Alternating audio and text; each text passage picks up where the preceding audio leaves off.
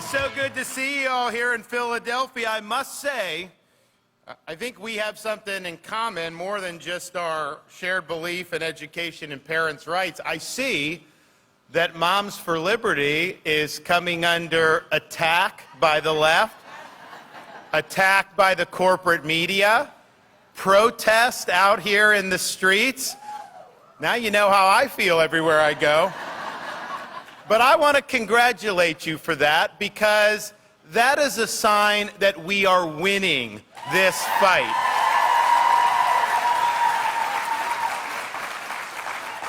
And when I see events like they had in New York City where they're chanting some drag queen, "We are coming for your kids," let me tell you something. You start messing with our kids, we've got problems. And I think what we've seen across this country in recent years has awakened the most powerful political force in this country, Mama Bears, and they're ready to roll. And we've done so much on these issues in Florida, and I will do all this as the next president, but I see the issue not just through the lens of a governor or a presidential candidate. I see these issues through the lens of a dad, of a 6, a 5, and a 3-year-old. And my wife and I really believe that parents in this country should be able to send their kids to school, should be able to let them watch cartoons or just be kids without having some agenda shoved down their throat.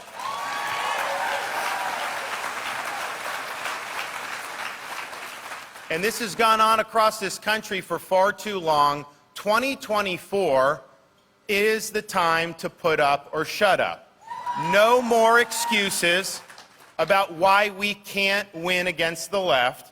No more excuses about why you didn't do what you said you would do. The time to act is now, and I believe if we do it right, 2024 is going to be the year when the parents across this country finally fight back.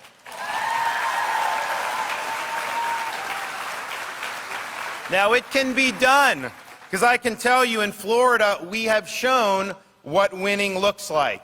We have beat the left on issue after issue after issue, and we are able to deliver the greatest Republican electoral triumph in our state's history in November of 2022. This can happen nationally. We will win these battles all across the nation, and we will make sure that this country, not just the free state of Florida, but the entire United States, stands for the rights of parents and for the well-being of our children.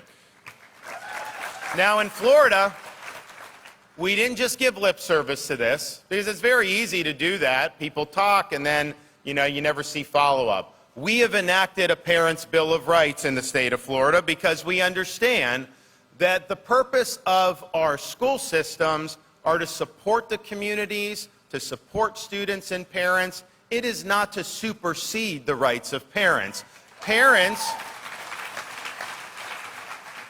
have a fundamental right to direct the education and upbringing of their children, and that means being involved in what is being taught in their school. It also means that every parent in this country should be able to have the wherewithal to send their kid to the school of their choice. We've made that a reality in Florida. We've signed universal education savings account legislation so the money will follow the student and the parent. And you're in a situation where you can make intelligent decisions. And what we've done in Florida has worked, because it's not just the private scholarship to go to a private school. Yes, that's important. We have 363,000 students in charter schools. They're public schools, they're just not controlled by the school district. And because we've embraced choice, Florida's school districts now offer record number of choice options within the school district. So if you go to Miami-Dade County, our largest county, it's the top performing urban school district in America. You have the vast majority of students attend a school other than their neighborhood public school that they were zoned for. So that's empowering parents, it's creating healthy competition, and what are the results? As somebody that was born and raised and went to school in Florida, I can tell you this wasn't true when I was a kid. The most recent NAEP results, Florida ranked 3rd and 4th in the country in 4th grade reading and 4th grade math, and that's proof in the pudding. So parents should also, in the public schools, have the right to know what curriculum is being used in their kids' schools. And we have enacted curriculum transparency in the state of Florida, so parents are able, and it's sad that we even have to go this far, because shouldn't parents be involved anyways? Why would you not want the parents in? You know, most teachers will tell you if the parents engage, the student is going to do better. And sometimes it's harder to reach the students where they don't have interest from the parents at home. The only reason you would not want the parents involved and that you'd want to shut them off from knowing the curriculum is because you're worried that the parents represent an impediment to you using the schools to advance your agenda. That's why they don't want parents in. So we've done the curriculum transparency, and it's sad that it comes to this, but I guarantee you Florida's better than California, New York, all those by a country mile. Yet parents in Florida have had to blow the whistle on inappropriate materials in our schools. They have these books like Gender Queer, which has hardcore pornography, talks about pedophilia. You have a book in Florida that was found in one of the school districts instructing middle schoolers how to use sex apps on their phones. So this is totally inappropriate. And so parents blow the whistle, and obviously no one defends this stuff, and so it gets removed. Now, the left and the media tries to say that means you're banning books. Well, let me tell you something. In Florida, you can buy any of those books that you want, and there's not been a single book that's been banned. Schools, though, have to curate what's in a library or what's in a classroom, and you make decisions about that. You may have one book on George Washington. There's 50 others you could have. That doesn't mean you're banning the other 50. You're making a judgment about what's appropriate. And so to use tax dollars to bring in that type of garbage into our schools is fundamentally wrong, and it has no place. Now, we did an event in Florida. We called it Exposing the Book Ban Hoax. And before I spoke at the press conference, before we had the parents, Tia was at this one, we actually played on the screen a 3-minute video that showed what the parents had objected to. The news stations covering the press conference cut their feed because he said it was too graphic to air. Well, if it's too graphic for the 6 o'clock news, how is it appropriate for a 10-year-old school child?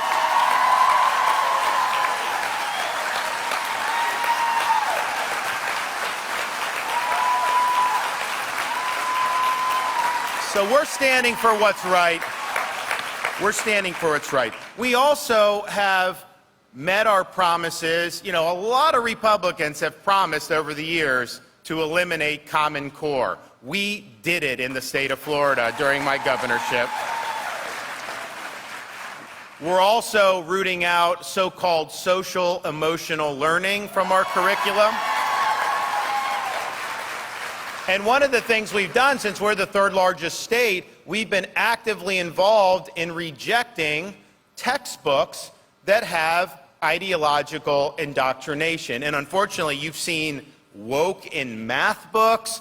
Some of these social studies books were totally off their rocker, so we raise the objection, send them back. And guess what happens? Because we're an 800-pound gorilla, they make the appropriate changes to the textbooks. So we're winning on that issue. And that's one of the reasons we've been able to do it, is because we've taken action to be very clear on our standards that, among other things, we do not allow things like critical race theory in our K-12 schools. We're not teaching kids to hate our country or to hate each other with your tax dollars. No, we're going to teach true history, and we're going to teach it very, very accurately. We've also leaned in on, and it's sad that we even have to discuss this, but the idea that you would instruct a 2nd grade student that their gender is a choice or that they were born in the wrong body is wrong. And in Florida, we took a stand against that. We said we're not going to have the sexualization of our children in our schools. And I'll tell you, parents across Florida, regardless of party, they appreciated that. They want their kids focused on math and reading and key subjects. They don't want an agenda imposed, particularly things that are inappropriate for school children, like gender ideology. Now, the left didn't like when we did that. The media didn't like when we did that. And there happens to be a company in Central Florida, some of you may be familiar with, called Disney, that didn't like that. And you know, in Florida, Disney, for decades, whatever they've wanted, they've gotten politically. They've basically ruled the roost. And a lot of people said, well, the fact that they're coming out against this legislation, that means that the governor's not going to be able to sign it into law. There's just no way you can go against Disney and come out on the other side of that. Well, I don't know if that were true in the past, but it isn't true with this governor. We don't subcontract our leadership out to woke corporations. We stand for parents and we stand for kids. And there are a lot of Republicans that are taking the side of Disney and attacking me. Let me just tell you this right now. We oppose the sexualization of children. We will fight and do battle with anybody or any institution that's seeking to rob our children of their innocence, and on those principles, we will never compromise.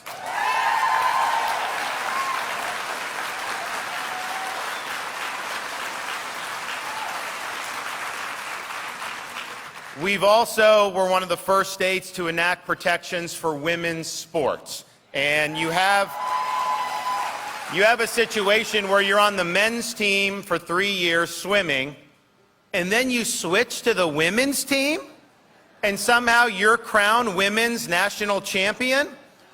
So as a father of 2 daughters, I want our girls and women athletes to have opportunities to compete with fairness and with integrity.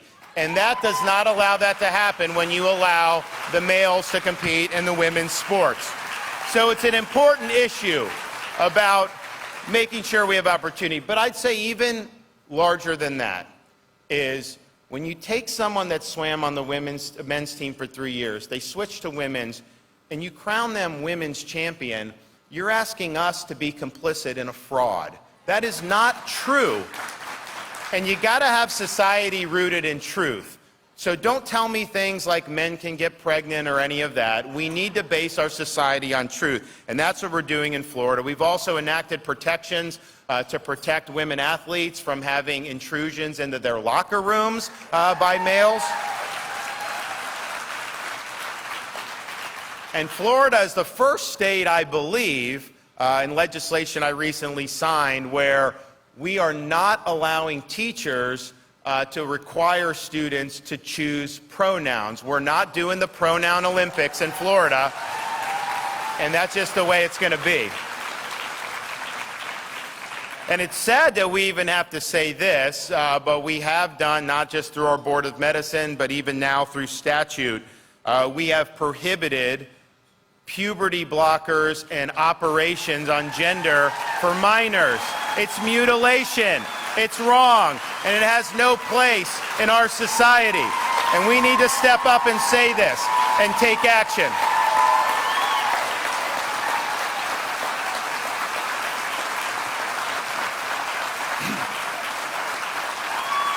So it's important that we fight back on the left on all this stuff. And in Florida, show me somewhere else where we've won on all this stuff consistently. And but it's not enough to just beat them and stop them from taking over. We got to have a positive vision of what we want things like education to be. So what have we done in Florida? We've launched an initiative to get American civics back into our schools in a very big way. We need to teach kids about the Constitution, the Bill of Rights. We need to teach them what it means to be an American. And not only have we done more curriculum, we have a bonus program for teachers. We've created a 50-hour course for continuing education. We've got people, scholars from like Hillsdale College and Heritage Foundation that have helped create this so that you actually know, how did America come to be? What are the ideas and principles that have formed this republic, because no matter what our students do, they're going to go into a whole different host of things. Every one of them are going to be citizens of this republic, and we owe it to them and to ourselves to ensure we're not graduating a bunch of listless vessels that have no clue about why people have fought and died for this country. So they are going to get what they need, and we're going to do that nationwide to elevate civics as something that's important in American society. What else have we been for? As much as we're for choice and all this stuff with the scholarships, I want our school districts to do well. I graduated from public school in the state of Florida. So we have done more increases in pay for teachers than in any time in Florida history. But we conditioned the money could only go to teachers, it could not go to bureaucracy, and it could not go to unions.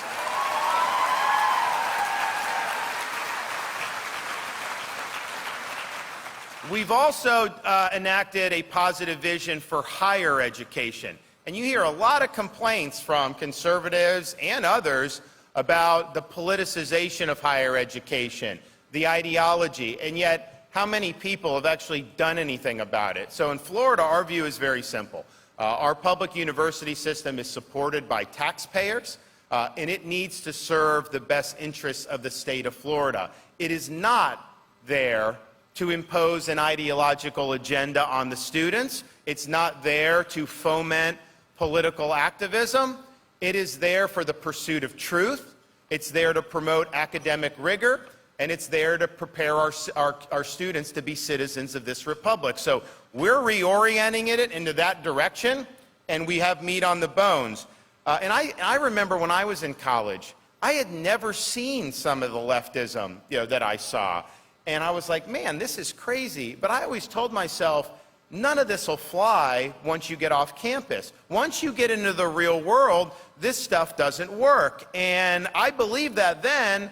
Fast forward now a couple decades, the joke was kind of on people like me who thought this wouldn't get beyond the campus, because it's now that ideology has seeped into all these institutions. And so it matters that we get higher education right. In Florida, all tenured professors now must undergo review every 5 years and can be let go.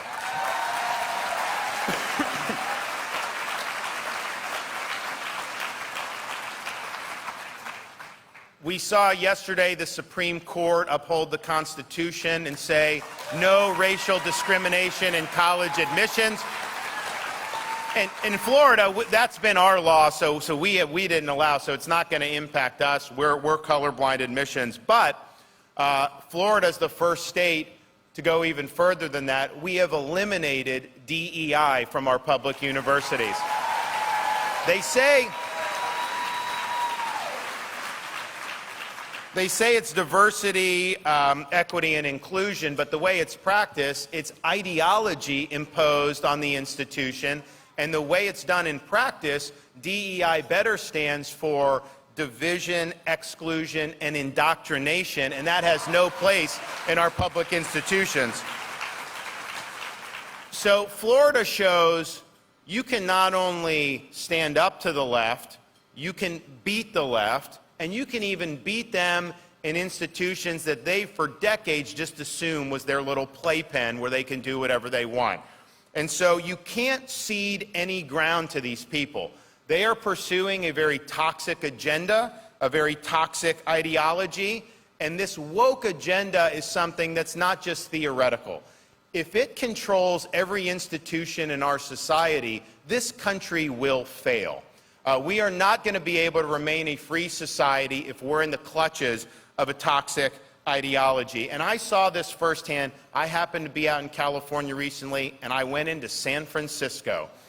And what did I see there? Within 10 minutes, I saw people defecating on the sidewalk. I saw criminals be able to run the street. I saw people using crack and fentanyl. Right by the Nancy Pelosi federal courthouse, they were doing this. And that's a result of leftist ideology imposed on a city. Yeah, they lock down. They've let criminals loose, they've imposed this agenda, and the whole society has decayed. And so this stuff matters, and I know some people dismiss the idea that we should be concerned about woke ideology. Some people don't like to talk about it. First of all, just in and of itself, I think is important that we recognize we need to be rooted in truth. Men can't get pregnant, babies aren't born racist. No, none of that is true.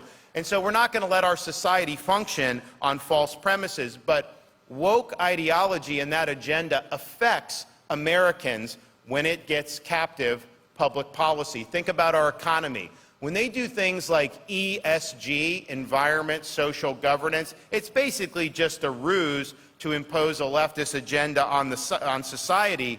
The average person will become poorer as a result of that agenda being imposed. The average person will be less free as a result of that agenda being imposed. And oh, by the way, in Florida, you've had, and Tina helped us, when they go with the woke banking to discriminate against conservatives, we've said that that is no longer allowed in Florida. No woke banking, no social credit scores. You treat everybody equally. And we've also said we're not going to accept the imposition of a central bank digital currency in Florida. Watch out for that.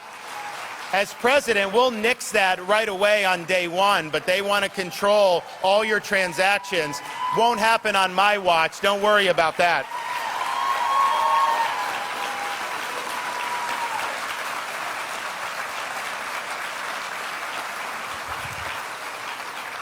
When woke ideology overtakes education, our students become dumber as a result of that. When woke ideology overtakes criminal justice, the average citizen becomes less safe as a result of that. And so this is an important fight. And in Florida, we fought the woke all across the board. And as president, I will fight the woke in the corporations. I will fight the woke in the schools. I will fight the woke in the halls of Congress. We will never, ever surrender to the woke mob. We are going to leave woke ideology in the dustbin of history where it belongs.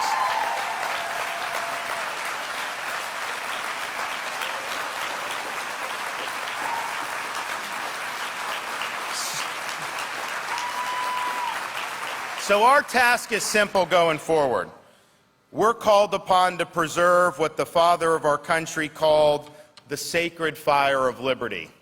This is a fire that burned right down the street here in 1776 when 56 men pledged their lives, their fortune, and their sacred honor to establish a new nation conceived in liberty.